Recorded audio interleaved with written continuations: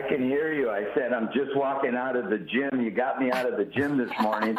But when I heard it was you all, and I've known Lynette for, I don't know, 25 years or so, I said, I got to come on.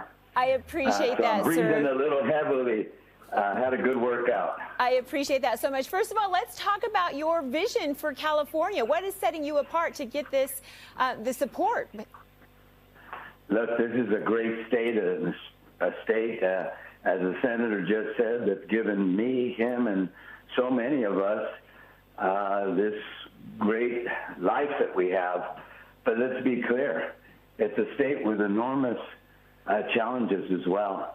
And I think the number one challenge is the challenge of affordability. I've said for some time, we're the fourth largest economy in the world, but it doesn't feel like it. We're the fourth largest economy in the world with the highest effective poverty rate. We have the highest gas prices, the second highest utility prices, and the highest home prices. And our children can't buy a home without our help. And so I'm focused on affordability. As the mayor has said in her commentary, I got a record that is incontrovertible. Crime went down nearly 50% while I was mayor of Los Angeles. Graduation rates went up 60%. I balanced budgets, both as speaker and as mayor, and I'm ready to, on day one, to do this job. Affordability, yes, major issue for many Californians. Mr. Villaraigosa, also top of mind, you know, we had the Supreme Court ruling, which essentially allows immigration rates to continue here in Los Angeles, throughout California. Your thoughts regarding the ruling, and how do you plan to fight that? We've heard from other folks saying the legal fight, it's not over just yet. How involved do you plan on being in the legal fight? Well, the legal fight is not over yet, as the Supreme Court still has to make a final decision on this. It doesn't look good. Given this decision, which to me boggles the mind, the idea that they can go into certain neighborhoods, primarily almost exclusively Latino, pull people out of Home Depot because of the color of their skin or because they're speaking a language. You know, I think the senator just said it. If he and I were to put on a pair of jeans and get on a pickup truck and be in front of the Home Depot, they'd be taking us too.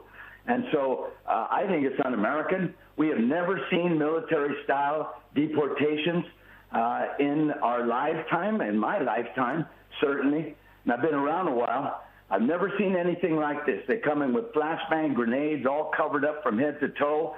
They come in without identifying themselves, and they come in a way that just terrorizes communities, separates kids from their families. So yes, we're going to take it on.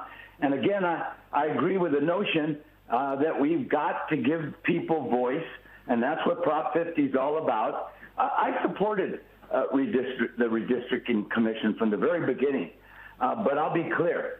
The people have a right to opine and to voice whether or not this violates our values, who we are as Americans. Everybody knows that we have a right to secure our borders, go after serious and violent criminals. But these are law-abiding people, some of whom have been here for 3 decades and more. It just makes no sense to do what we're doing.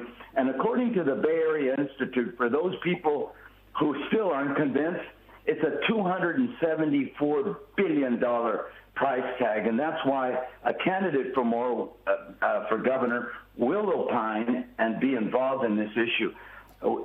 I believe that ultimately, like in the civil rights movement, which I came out of and blessed from, we need to build a movement of people, a peaceful movement to oppose this threat to our democracy.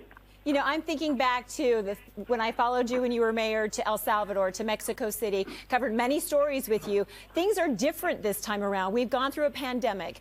We're talking about these immigration raids. The economy is different than it's ever been. So as a former mayor, with your experience that you have, what are you going to do different for our communities?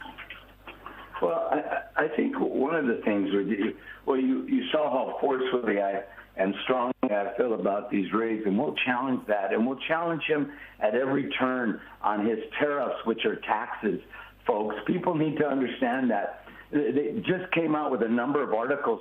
We're actually paying for this. When these prices go up, we're paying for it. Everyday people. I just did a post the other day for back to school where school supplies have gone up in more than double digits, 20% and more. And so the next governor's got to focus on affordability. The next governor's got to focus on the housing crisis, on the homeless crisis, working with our mayors to make our city safer, focusing on health care and education. I've got a record doing that, Lynette, as you well know, and I intend to do that on a statewide basis. We are so glad that you talked to us this morning. We appreciate it. Real quickly, we got like 30 seconds left.